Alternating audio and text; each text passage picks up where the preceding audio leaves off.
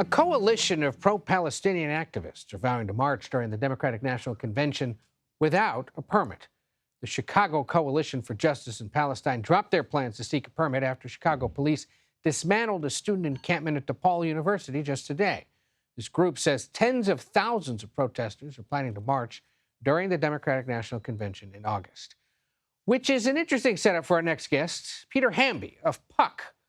It's an email news service. That's one way to put it, at least, and it's certainly worth your time if you haven't checked it out. It's good to see you, Peter.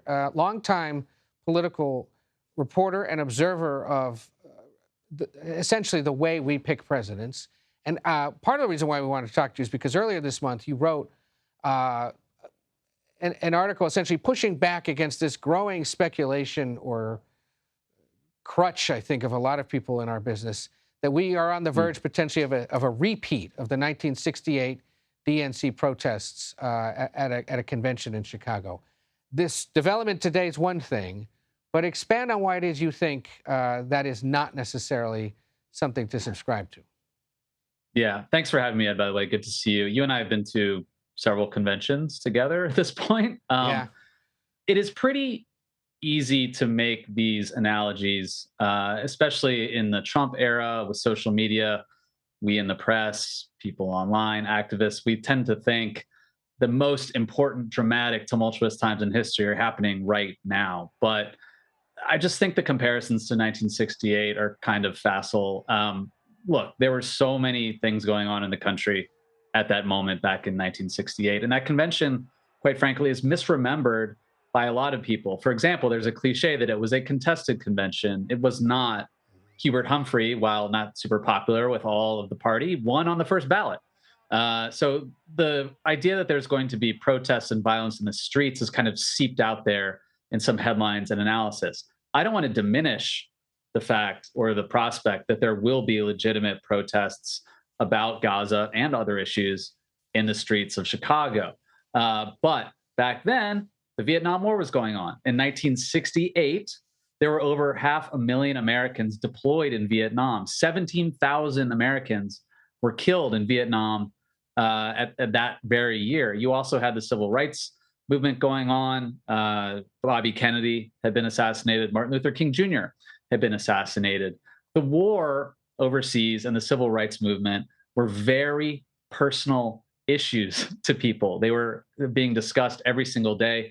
People's sons, brothers, cousins, et cetera, were being killed.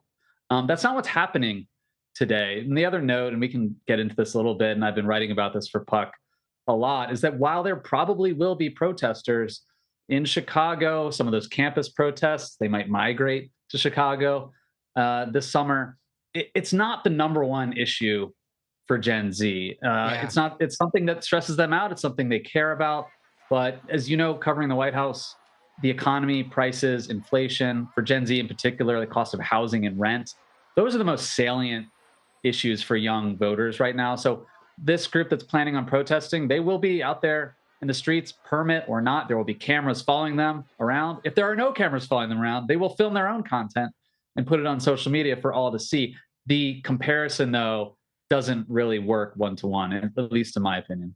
No, and I think you're right. And I've been struck by how many colleagues have sort of pointed out the fact that you don't have tens of thousands of Americans dead. You don't have hundreds of thousands deployed. You don't have major political assassinations. It's not a worthy comparison.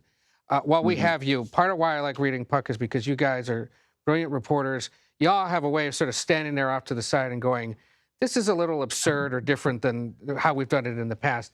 You must have thoughts on this sudden plan to have the two candidates debate in a very conventional way after so many years of conversation about doing it differently or having different people moderate these exchanges. What do you make of the plan that's come together so quickly?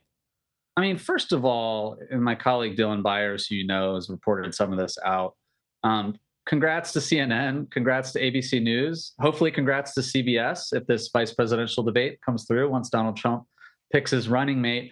I find it interesting because for a variety of reasons, I would love to be a fly on the wall between those behind the scenes conversations between the Trump campaign and the Biden campaign, because outwardly, as we know, the candidates are trolling each other and have been about debating. This really kind of eviscerates the Commission on Presidential Debates, which has run this process Yeah. going back to the 80s.